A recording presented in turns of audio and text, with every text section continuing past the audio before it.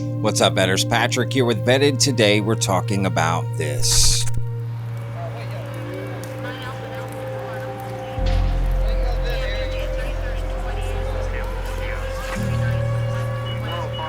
If you believe we have crashed craft, stated earlier, do we have the bodies of the pilots who piloted this craft? As I've stated publicly already in my News Nation interview, biologics came with some of these recoveries. Yeah. Were they, I guess, human or non-human biologics? Non-human, and that was the assessment of people with direct knowledge on the program I talked to that are currently still on the program. And was this documentary evidence, this video, photos, eyewitness? Like, how would that be determined? The specific documentation I would have to talk to you in a skiff about.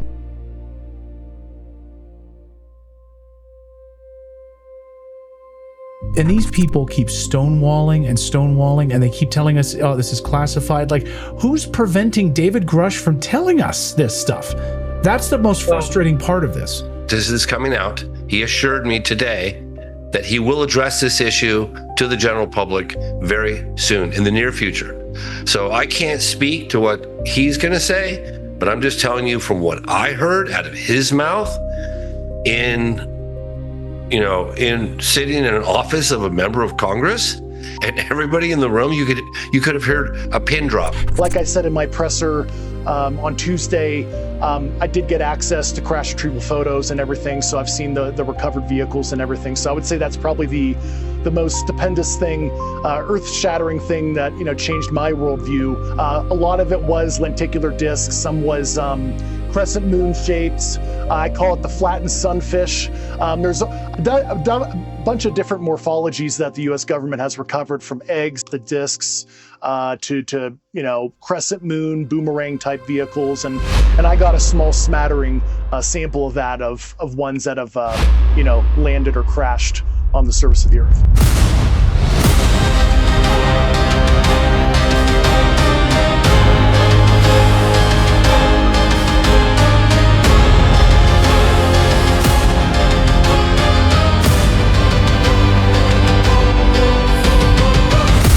All right, Vetters, please hit that like button. That really helps out the videos. And of course, if you're not already subscribed, hit that subscribe button if you want to see more videos like this. Today's video is about UFO whistleblower David Grusch and some recent comments he just made here over the weekend that, if true and can be proven, would bring disclosure. This is kind of crazy and in many different ways, and we'll get into all of that.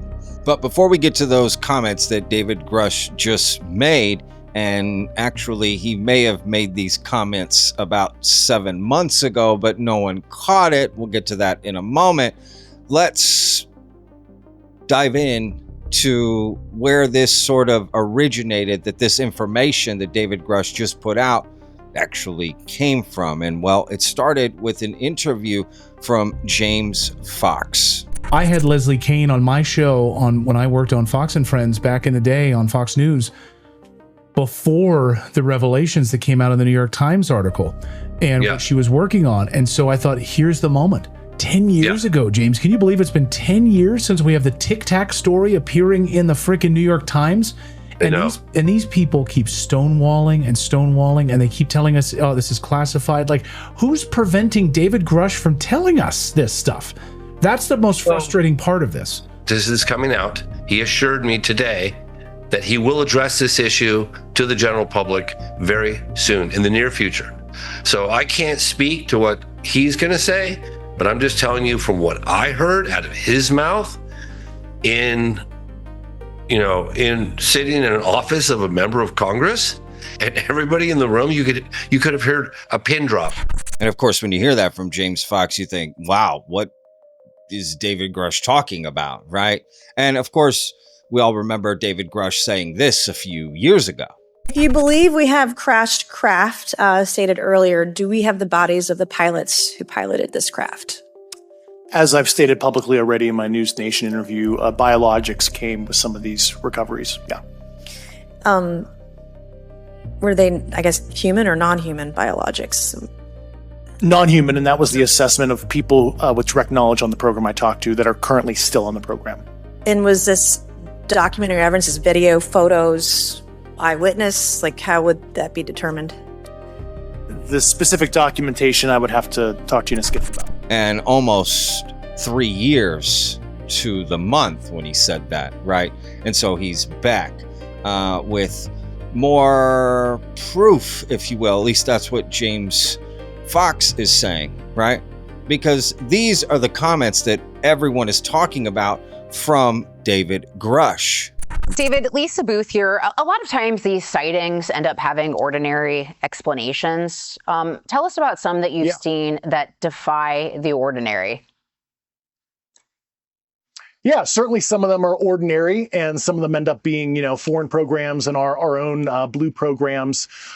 Seen a lot of different interesting anomalous videos where we had, orbs cooler than background temperature moving at 400 knots, things like that. Certainly, like I said in my presser on Tuesday, I did get access to crash retrieval photos and everything, so I've seen the recovered vehicles and everything. So I would say that's probably the most stupendous thing, earth-shattering thing that changed my worldview when I got access to some of that years ago. And I do hope the administration, and I think they will, release that information in a further drop. David, I gotta just jump in real quick there and give you a chance to talk about these crash site vehicles, because you got the hair on my wrist standing up. Just real quickly, I don't want to filibuster Joey here, but I'm very into this. Got it. Tell me about these crash sites that you've seen personally.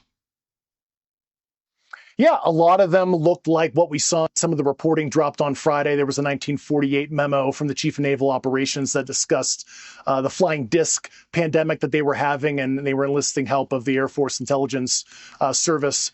A lot of it was lenticular discs. Some was crescent moon shaped. I call it the flattened sunfish. There's a bunch of different morphologies that the U.S. government has recovered, from eggs to discs to crescent moon, boomerang type vehicles. And I got a small smattering sample of that, of ones that have, landed or crashed on the surface of the earth. I mean, you have David Grusch saying he's seen photos of the crash recoveries and can even describe all the different types of UFOs that the U.S. has in possession. And again, he's saying he's seen photos of this. Let me be honest. This is the first time he has said this.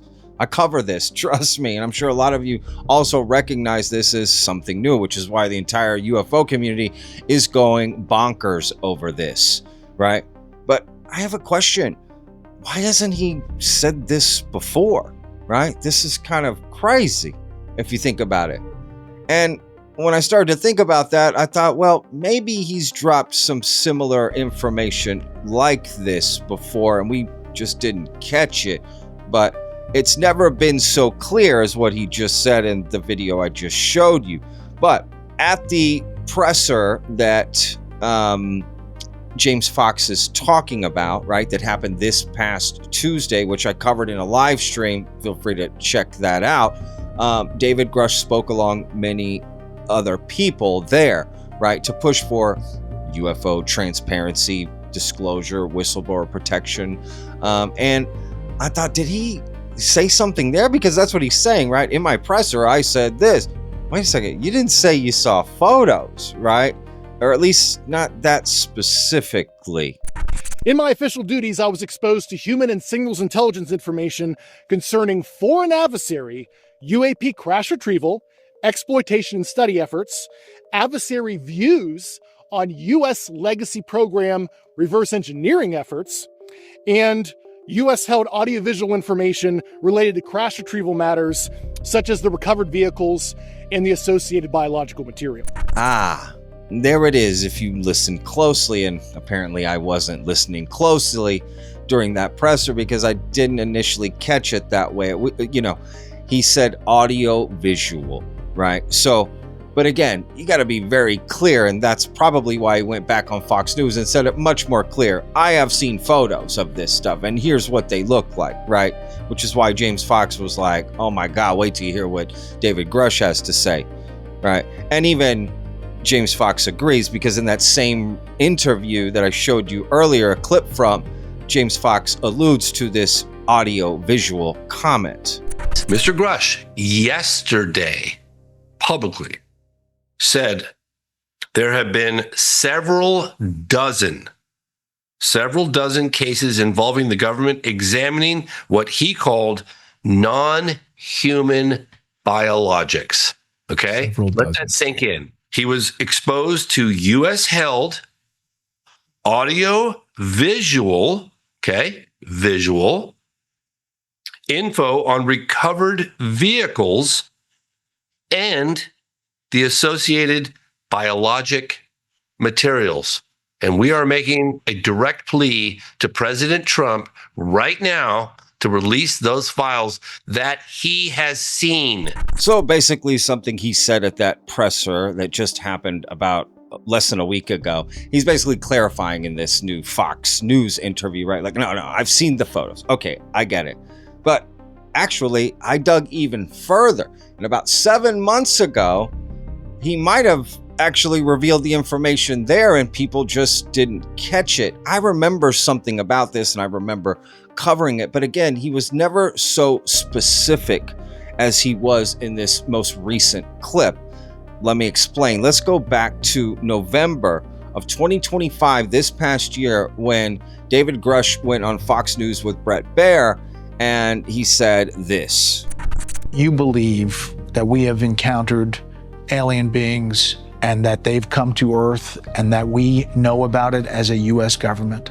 That seems to be the case. I don't like to characterize necessarily where they came from. They're definitely some kind of non-human sentience, but it is true, believe it or not, we've recovered the vehicles and we actually have physical proof. And I was actually partially cleared into some of those activities. It was beyond oral testimony provided to me. I actually had partial access to the data and actually read the intelligence reports resulting from those programs. Like with your own eyes, you saw it. Yes. Okay, so he's alluding to seeing reports with his own eyes, right? But that still doesn't explain the photos, right? Because again, I'm just like, why haven't you said this before?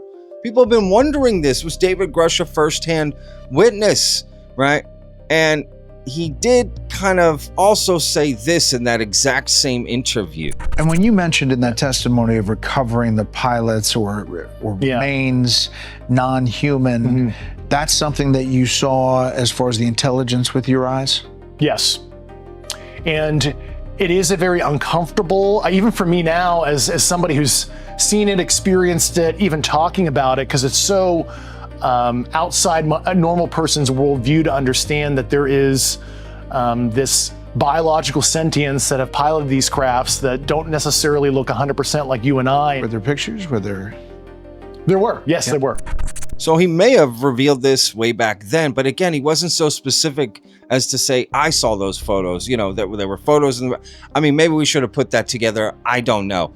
But what's interesting is also you have, you know, David Grusch sort of revealing like he just saw this. He just saw this stuff most recently. That's kind of what I took from it. He just saw it. That's why he's revealing it. He saw it the same day as the presser that he gave last Tuesday. On Tuesday, I did get access to crash retrieval photos and everything, so I've seen the recovered vehicles and everything. So I would say that's probably the most stupendous thing, earth-shattering thing that, you know, changed my worldview. But he's kind of been alluding to this for a while. So again, I don't know. I'm confused, to be honest with you, and I'm sure some of you watching go, "Why are you confused, Patrick, you idiot?" Okay, maybe it's just me. I don't know, because I like to focus on the nuance and the details, and something's not adding up. But regardless, if what David Grusch is saying, and he's seen that evidence, why isn't that being released to the pub? That's what we need to focus on, is that kind of stuff. That's what I've been screaming about, right? Especially after this last third file dump that happened, right? That I did a live stream for as well, if you want to check that out. I mean, it's been crap. And I saw people freaking out over this. Oh, this has been great. This is it. Am I crazy? What are we talking? David Grusch said he's seen crashed UFOs. He can describe that. Why aren't we seeing that stuff? Why are we seeing these weird little, that's the kind of stuff that's going to convince the public. If you want, you know, UAP transparency, you want whistleblower protections, you want all of these things that keep getting asked for, amnesty for people to come forward, show that evidence. Then you'll definitely have the public behind you going, yes, let's get these people protections and amnesty and this and that, right? This stuff exists. Photo and video evidence of extraterrestrials, or whatever we want to call them, right? Of crashed recoveries, the bodies, the beings, and lots of them. It's not just like one incident here, right? They're talking about an 80-year cover-up with all kinds of evidence. If you really want to get support, release that stuff. Not birds, balloons, weird little lights in the sky from a long ways away that nobody can tell what it is. Not when you're saying you have this other stuff. If you never said you have the other stuff, then okay, this is what we would go with. Right? It's very interesting. We'll have to wait and see, but there is a part of me that's excited by this. David Grusch saying this. Okay, you've seen the stuff, right? And I want to know who showed it to him this past Tuesday, right? That's kind of important. Wait, you just got this information. Who showed it to you? And then he revealed it to Congress, or was it just that David Grusch revealed it on Tuesday to Congress, to people, right? That's why everyone was like, oh my God. But did David Grusch also get the information? So he got the information, then went and told Congress, or he's known it all along, like I've alluded to, right? Some past interviews. He's from last November. He has been talking about this if you listened closely. Does any of that matter? I mean, not really at the end of the day, because the evidence is what matters, and getting that released to the public for us to see. We'll have to wait and see. But in this same Fox News interview that David Grusch just did, he also talked about some other things that I found to be interesting, such as the ability to cover this stuff up with the misuse of funds. Bob, I want to ask you about recent allegations you've made accusing intel agencies of hiding billions of dollars in secret government spending from Congress. I mean, we know about Air America, CIA has done stuff like that, even Iran-Contra. Yep. So we've seen this happen before. It's not, it's not aliens, it's what our government does. But tell us what you know about that. Yeah, certainly. Earlier in my career, I was a counter-threat finance analyst. I actually worked in a special cell looking at arms trafficking and terrorist funding. So I have that background in counter-finance. And what I found was there were haircuts taken to classified black programs to fund this. There was also self-funding cutout companies, if you're familiar, and you mentioned Iran-Contra, and they had cutout companies self-funding some of the arms purchases for the Contras, but also criminal enterprises, unfortunately, is kind of the third way I saw laundering money. And I actually bumped into a very serious criminal enterprise, and all that information was actually reported to Department of Justice, and it led to some federal investigations and things I can't mention now, but the DOJ is actually handling that now, because I bumped into a government-run criminal enterprise that was siphoning money for this topic as well, to pay for kind of the crash retrieval operations off books. I mean, again, that's kind of part of David Grusch's testimony from the very beginning. There's been a misuse of funds, right? As he called it, a criminal sort of enterprise run by the government to cover up the UFO recovery, reverse engineering, the bodies, right? And that's always been kind of the lore. And David Grusch is saying he found evidence of that. Well, it's been 3 years. What is happening with that, right? Now, granted, you might say, well, it must mean there's nothing there if they haven't done anything in 3 years. And I probably said that myself to some extent. But if you really think about it, the government is really slow to blame itself for problems, even though the government is not one entity, it's made up of many entities. Still, it's really hard to go after things like this. So I can definitely see, if it's true, bureaucracy and sort of political dynamics getting in the way of them actually investigating what Grusch uncovered. And even if they investigate it, actually bringing that to light and doing something about it. I mean, there's a lot of things I could say for stuff that's been put out that the government knows about and they don't do anything about it. Something that might rhyme with Shepstein, right? Nothing happened with that either, right? So this could be the same scenario, and it wouldn't surprise me. Again, I don't know. I'm just trying to be fair on both sides here. Now, David Grusch also said this. You know, David, I feel like to some of the skeptics out there, you know, you just talked about an example dating back to the 1940s. There's been evidence or allegations for decades.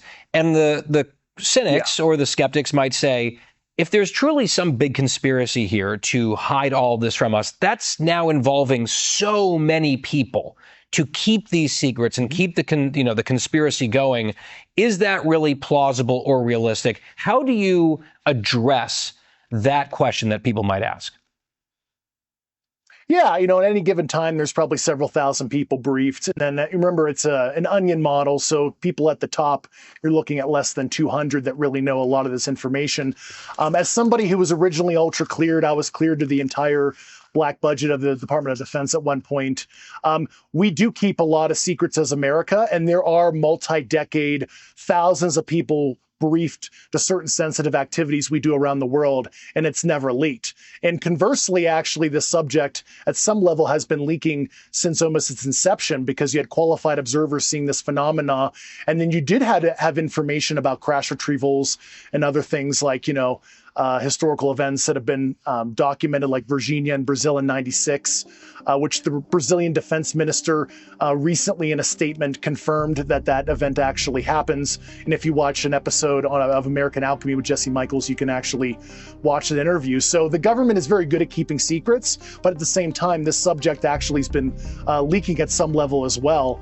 But, you know, we have techniques and procedures to keep the lid on a lot of sensitive things, believe it or not. And look, that's a great question, right? What do you say to the skeptics? I've had the same conversation that say, well, if there is this huge cover-up, there'd be thousands of people involved. How would this be possible to really keep something like this secret? Well, I mean, I have said that, and I do wonder, and that is a possibility and a good question, right? But if you look at the other side of the coin, just to play, you know, devil's advocate and to be fair, the government does keep secrets, and it is good at keeping secrets, right? There's a lot of things we don't know about the government and secret projects that they work on. In fact, we don't know what we don't know. We don't even know how much of secrets they have. I mean, clearly not everything that they work on and are aware of, the public is aware of. So it is possible. Now you might say, well, yeah, but the dynamic of the alien stuff, whatever, that would change it. People would come out with that. Not necessarily, right? That is totally a possibility. I don't know. That's a tough one, but definitely a good debate and conversation to have. I think whatever side of the coin you're on and you're making that argument, I think they're both valid, right? Both sides. And that's why it's a good debate. And a good question to ask. And David Grusch brings up a good point, right? Now, he does bring up the Virginia incident as well. This Jesse Michaels video, I just made a video about that. There's a little bit of nuance there. The defense minister who came out and said that Virginia, you know, he thinks it happened. He's not saying any of that, former defense minister. He's not saying any of that because it's stuff he learned while he was defense minister. He's just saying that as a private citizen. In fact, he said they didn't even look into this stuff because they had other things to worry about, right? They didn't even look into UFOs. So again, this is coming after the fact, right? So I'm just to be fair, we got to be fair on both sides here. So I don't know how much validity that gives it. You know, he is a credible person, you might say, but again, nothing he learned in his official capacity. It's all unofficial. So it's really just like me or you saying, you know, I think Virginia happened. Okay, he's the former defense minister of Brazil, so him saying he thinks something happened to Brazil, you know, I guess it might hold a little bit more weight, but not as much as people are giving it, because again, it's nothing he learned while he was defense minister. So it's not like he got to see some secret stuff that we have never seen. He's just going off the same interviews and documentaries from James Fox that we've all seen. And again, I'm not saying there's nothing compelling about that case. I actually think it's a very compelling case. Granted, it has some red flags, but it's still nonetheless compelling. So I don't know, right? But regardless, David Grusch makes some good points. It is a good debate to have. And, you know, it's one of those things that we'll kind of always fight back and forth. And really, till we know the truth, it will be a continued conversation, and I'm here for it. Now let's talk whistleblower protections, because this is something I've always found to be quite interesting. Of course, I want people to be protected who want to blow the whistle on something, that is deeply disturbing, hiding a secret, right? The government's breaking laws, whatever. Okay, it's accountability, whistleblowing on accountability. Absolutely, right? And there's a big thing in the UFO community. Of course, it's happened a long time. We need whistleblowers to come out. God, would somebody just come out and say something already, right? Show the evidence. Snowden, just bring it out. Just release the stuff. Well, there's something very interesting about the whole argument, and we'll get into it in a second. But this is what David Grusch has said is his experience of being a whistleblower. David, just real quickly, are you fearing for your life at all, or blowback? I know that you've been very outspoken, but after watching a lot of documentaries on this, there are a lot of whistleblowers that speak of the things that you're speaking of. Is there a price that you pay for that? Yeah, there is a severe price. And certainly my wife and I witnessed a lot of things in our personal life to send me a message when I was, at NGA and still an intelligence officer. The administrative terrorism was immense. And like I mentioned in my presser, even the Air Force A2 or the intelligence directorate, tried to get an Espionage Act unauthorized disclosure investigation on me when I went public in 2023 and testified in front of the House Oversight Committee. And certainly recently, my good Air Force friend, Matthew, callsign Quake Sullivan, did pass away mysteriously before he was willing to come to the Hill to testify about his knowledge of these activities. And Quake was a Bronze Star recipient and an Air Force officer, intel officer friend of mine that I served with. And, he was one of my, sources in my investigation. And, he passed away mysteriously. And that is an ongoing FBI matter. So I won't characterize it. And I'm open to, different conclusions of what happened. But just, to your point, there's been a lot of anomalous things that have happened to people. I've had anomalous health incidents happen to people that were helping me in my investigation, Havana syndrome, if you will. And now that the government is finally admitting that that issue is real, that issue sort of parallels this issue. They deny until all of a sudden, just kidding, we know it's real. So I've been at fear for my life in the past. Now, again, anything happening to David Grusch or anybody in particular, life-threatening, family, that's horrendous, right? Absolutely. I have complete compassion for that. But what I would say is, if you're really trying to get more people to come out and be whistleblowers, maybe telling people your life has been threatened, your family's been threatened, it's been horrendous, they've gone after your job, your pension, your this, your that. How convincing do you think that is for people to come out then and be a whistleblower? Who's sitting around going, well, let me sign up for that? Nobody. I mean, if you're recruiting for a job, right, you're not going to tell people it's the worst job you could ever have. So I just find it a very odd strategy to tell people how bad it is to be a whistleblower, but please come blow the whistle. And again, I'm just speaking hypothetically here, but if I was running the UFO legacy program, which of course would never happen because I'm a complete moron, I might have a fake whistleblower go forward and say how bad it is, right? How their life has been ruined by being a whistleblower. If I want to prevent people from blowing the whistle, right?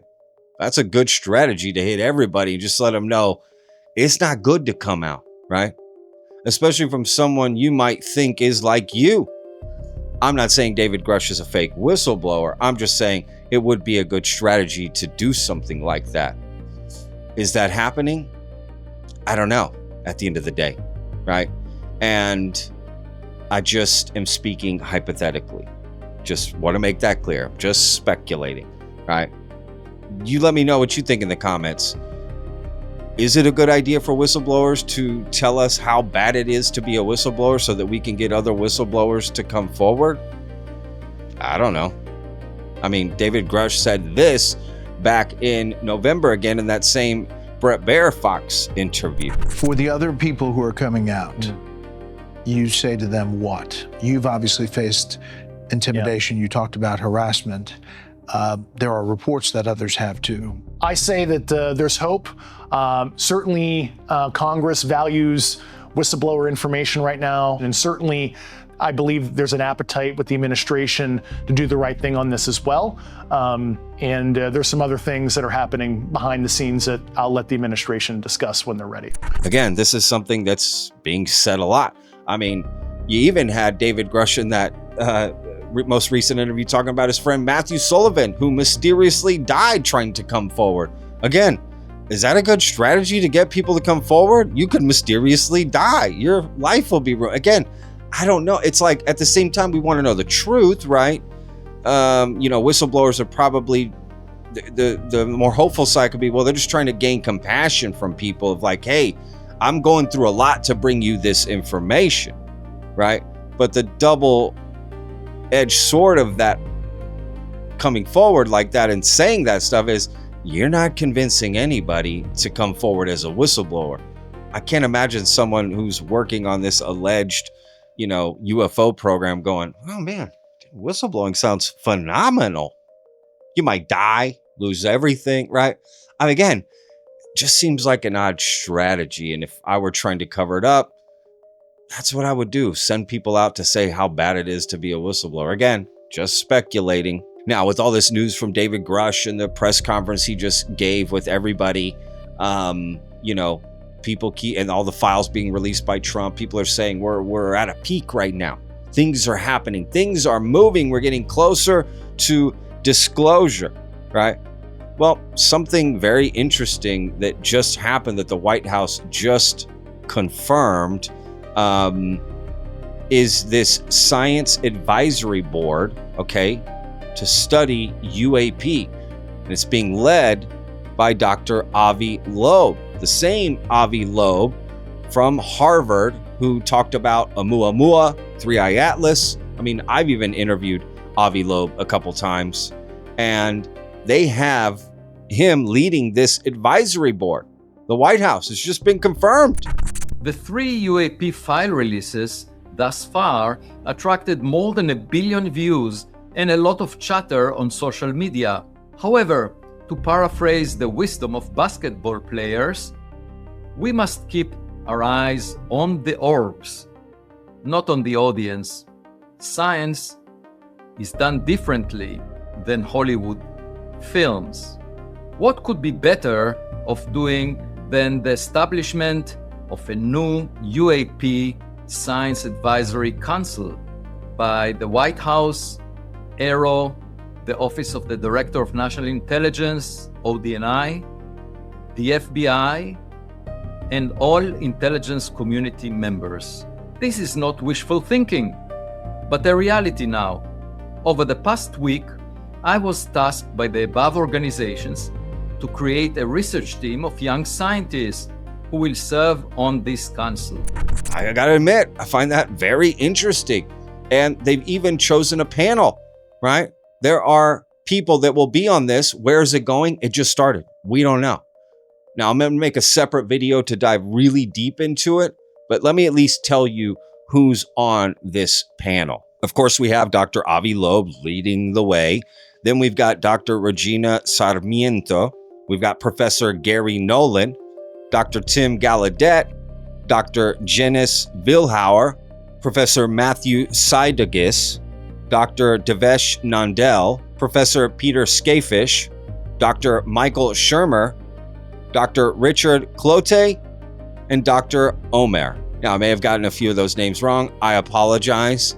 And again, I'm going to make a separate video and let's dive into each one of those people and see what they bring to the board. What is their specialty, right? What is this board being made up of to study UAP? Now, one person in particular on that list is Dr. Michael Shermer. And what I like that he's chosen is he's a very well-known skeptic about UFOs. So I'm glad Dr. Avi Loeb is keeping it a little bit of a balance, right? And some of these other people may be skeptics as well. Again, I see nothing wrong with that, right? So Could something good come of this? Yeah, absolutely. I mean, that's kind of a big deal, to be honest with you. So we'll have to wait and see how much funding, time, effort, resources they put into this and what exactly comes of all of it, right? But again, I'll make a separate video. We'll dive into all of it and check it all out. All right, Vetters, if you haven't seen it already, my new documentary, Vetted's very first feature documentary, Psionics, The Minds That Summon UFOs,